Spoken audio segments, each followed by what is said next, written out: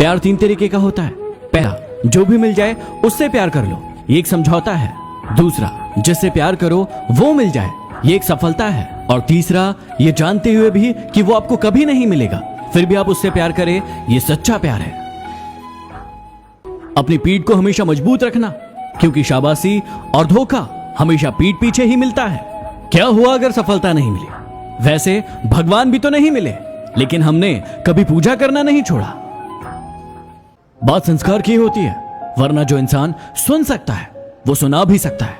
काश हमारी जिंदगी में एक डिलीट का बटन होता, ताकि हम कुछ रिश्ते, कुछ झूठे लोग और कुछ यादों को हमेशा के लिए डिलीट कर देते हैं। छोटे थे तो बातें भूल जाया करते थे, दुनिया कहती थी याद रखना सीखो। बड़े हुए तो बातें याद रहती है, अब दुनिया कहती है कि बातें भूलना सीखो। अब आप ही बताओ कि क्या करें? बहाना क्यों ढूंढते हो दूर जाने का? साफ साफ कह दो ना कि अब तुम्हारे दिल में कोई और है। किसी ने मुझसे सवाल पूछा कि यदि कोई हमें धोखा दे रहा है तो हम उसका पता कैसे लगाएं? देखिए, जब भी आपको कोई धोखा देता है तो पहला, वो आपसे झूठ बोलता है, और दूसरा, वो आपसे चीजें छुपाने की कोशिश करता है। तो यदि कोई आपके साथ ऐसा कर रहा है, इसका मतलब वो आपको धोखा दे रहा है। यदि इस दुनिया में खुश रहना है तो एक बात जान लो कि यहां तुम्हारे रोने से किसी को कोई फर्क नहीं पड़ता।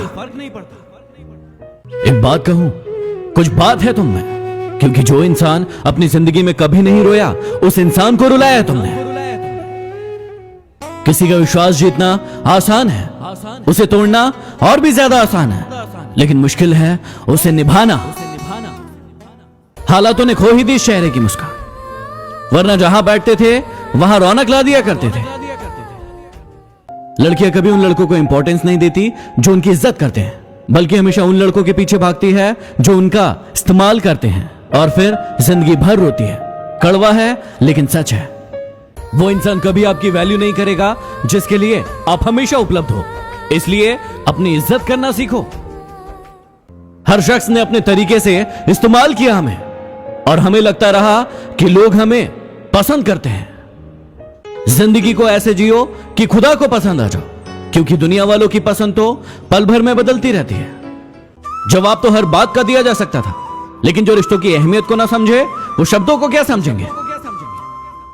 यदि कोई आपको अच्छा लगता है तो अच्छा वो नहीं, अच्छे आप हैं, क्योंकि उसमें अच्छाई देखने की नजर आपके पास है।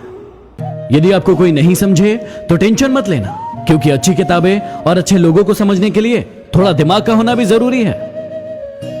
जरूरी नहीं कि सारा ज्ञान किताबों से ही मिले, कुछ ज्ञान मतलबी लोगों से भी मिलता है। जरा लेकर तो देखिए। बात करने के लिए वक्त और शब्द नहीं, बल्कि मन होना चाहिए। यदि मन ना हो तो कितना भी वक्त हो, कोई फर्क नहीं पड़ता।